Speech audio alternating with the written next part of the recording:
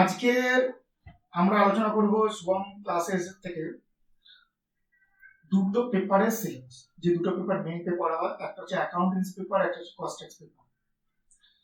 তো আজকে আমরা জানবো যে আমাদের কতগুলো ক্লাস লাগতে পারে, কারণ মার্চ মাস থেকে যদি পড়া স্টার্ট হয়ে যাচ্ছে।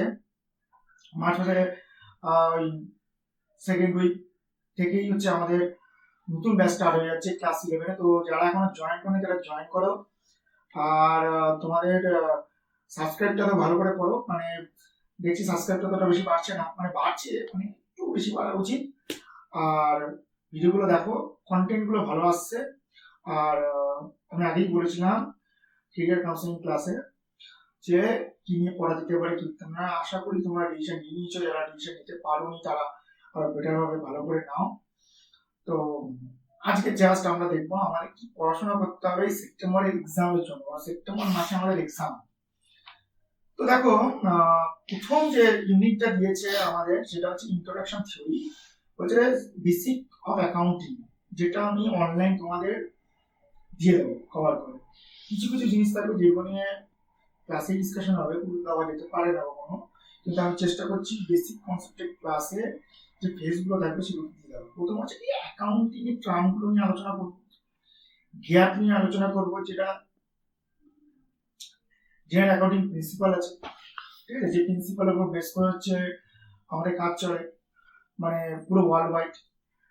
বেসিক কনসেপ্ট নিয়ে আলোচনা করব, অ্যাকাউন্টিং সিস্টেম নিয়ে আলোচনা করা হবে, অ্যাকাউন্টিং এর বেসিস নিয়ে আলোচনা করা হবে, প্রিন্সিপাল কি কি আছে আমাদের, গোয়িং কনসার্ন, অ্যাকচুয়াল কনসেপ্ট কি কনসেপ্টগুলো আছে, অ্যাকাউন্টিং স্ট্যান্ডার্ড মানে কি, আমাদের কতগুলো এস আছে অ্যাকাউন্টিং স্ট্যান্ডার্ড। যেমন আমাদের 32 অ্যাকাউন্টিং স্ট্যান্ডার্ড আছে, তার মধ্যে 29 হচ্ছে ইমপ্লিমেন্ট কোন অ্যাকাউন্টিং স্ট্যান্ডার্ড কি করা হয়। আর জিএসটি নিয়ে একটা ছোট্ট কনসেপ্ট। তো জিএসটি নিয়ে ছোট কনসেপ্ট আমরা নেবো। এটা হচ্ছে 12 মার্কস এই এরিয়া থেকে আছে। আর তোমরা জানো যে ফার্স্ট ইয়ার হচ্ছে এমসিকিউ। তো মোটামুটি যদি বলি এই চ্যাপ্টারটা স্টার্ট মানে শেষ করতে আমাদের 5টা ক্লাস লাগবে, 5 ক্লাসেস। 5খানা অফলাইন ক্লাসেস যদি হয়, আমি এখানে যে ফেসটা দেবো জাস্ট তোমাদের ডিসকাশন হবে অ্যাকাউন্টিং কনসেপ্ট নিয়ে। আর চেষ্টা করব জিএসটি কনসেপ্টের উপর একটা ভিডিও দেওয়া, ওকে। আর অ্যাকাউন্টিং স্ট্যান্ডার্ডকে একটু আলোচনা করার চেষ্টা করবো। অ্যাকচুয়ালি খুব ডিটেলে পড়তে হয়, তো সেই লেভেলে। তো আমাদের দেখো টার্গেট তো 40-40ই থাকে যে কোনো স্টুডেন্টের কাছ থেকে। 40 মার্কস আউট অফ 40 পাওয়ার কথা। কেন আজ পর্যন্ত তো যেগুলো মানে কনসেপ্ট আছে, কনসেপ্টগুলো খুব ভেরি ইজি কনসেপ্ট, এত সুন্দর কনসেপ্ট, এত সুন্দর স্টোরি, শুনেও ভালো লাগবে তোমাদের। আচ্ছা, ফান্ডামেন্টাল অ্যাকাউন্টিং প্রসেসের মধ্যে এখানে ওই ভাউচার নিয়ে কথা বলা হবে, ট্রানজেকশন, ঠিক আছে, ইকুয়েশন নিয়ে কথা বলা হবে। ইকুয়েশনটা খুব ইম্পর্টেন্ট জায়গা, যেখান থেকে অনেক কোশ্চেন আসে। বুকস এর এন্ট্রি কি করে হবে, স্পেশাল বুক আছে, দেবুকের কথা বলা হয়েছে, ঠিক আছে, দেবুক। তো দেবুকের কথা বলেছে, রেক্টিফিকেশন অফ এরর, ট্রায়াল। মোটামুটি এখানে না 3টে চ্যাপ্টার আছে। একটা হচ্ছে এন্ট্রি, জার্নাল, দেবুক, রেক্টিফিকেশন। কি জার্নাল আমাদের শিখতে হবে, ঠিক আছে, দেবুক আমাদের শিখতে হবে, রেক্টিফিকেশন অফ এরর শিখতে হবে। তো মোটামুটি জার্নাল আমাদের শিখতে 2টো ক্লাস, দেবুক শিখতে 2টো ক্লাস, রেক্টিফিকেশন শিখতে 3টে ক্লাস। 7টা ক্লাস থেকে 3টাতেই যাবে। আর আমাদের যে লেজার, জানার পর লেজার ট্রায়ালস তৈরি হয়, তার জন্য একটা ক্লাস।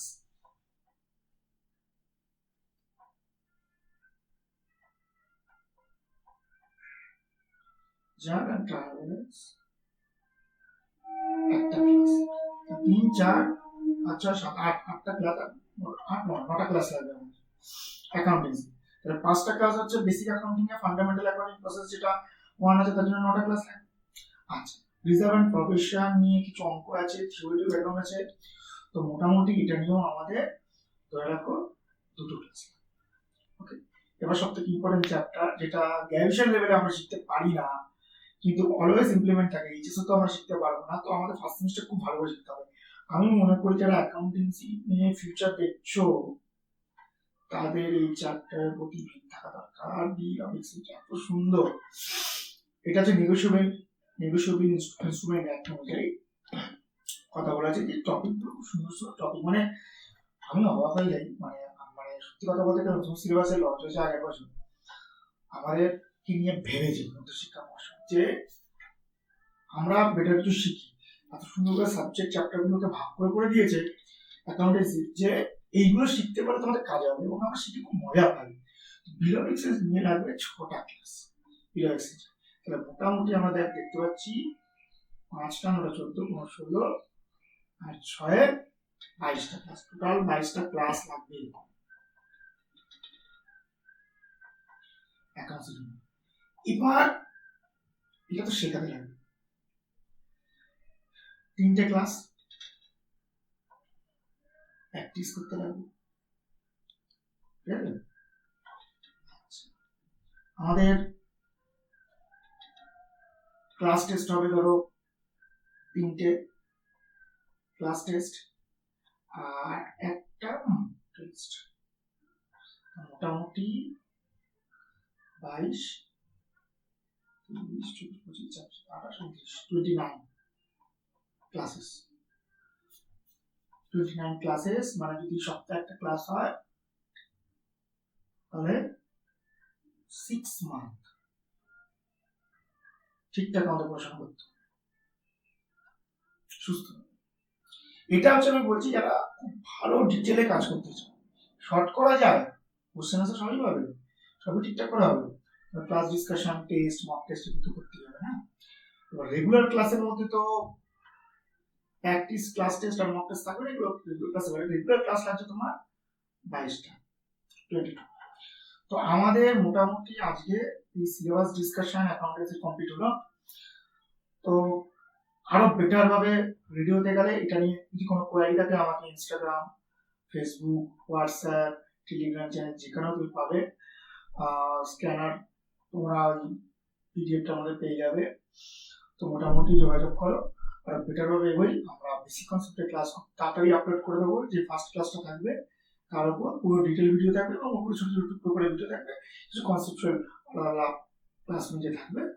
চলো সবাই কাজে ভালোভাবে কাটাও, টাটা, আজ এইটুকু।